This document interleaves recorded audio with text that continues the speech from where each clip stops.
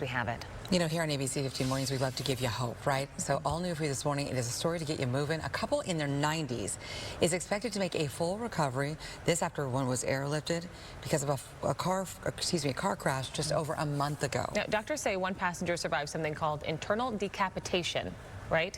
Which has a low survival rate. ABC15's Jordan Bonke shows us how rehab is just one part of their recovery.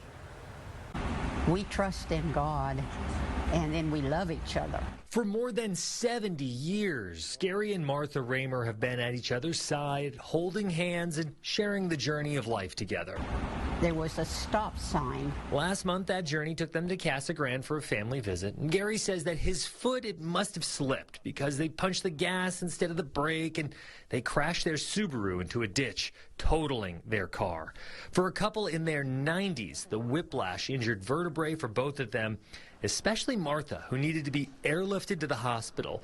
There she learned the diagnosis of her injuries. Well, it may sound like mythical folklore. Yes, decapitation.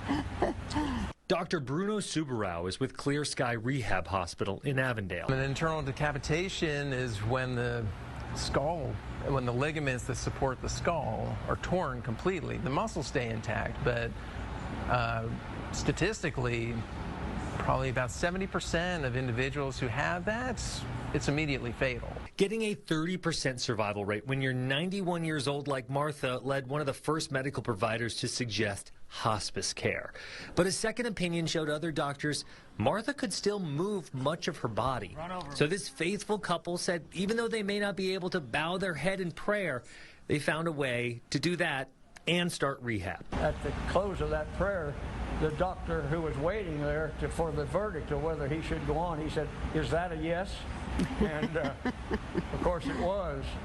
The couple spent just 15 days in rehab. They attribute their speedy recovery to their faith, determination, and their medical team, even singing their team an original song that they wrote before they were married as they departed rehab. Let's thank him for making us husband and wife. A recovery as strong as a bond, more than 70 years and counting. We're already ahead. We have hope. Raymers right now, they are still recovering at a West Valley assisted living facility. The goal is for them to make it back to their home, and that's actually in AzHHA right now. They have lots of family support and obviously a lot of support from that medical team who they attribute along with their faith and their own personal determination to get moving. Of course, they're helping each other there. For those who suffer internal decapitation, I know it sounds like a grim term there. It's even hard to say it on the air. There's only a 30% survival rate. And if you remember back in 2001, it was the NASCAR driver Dale Earnhardt.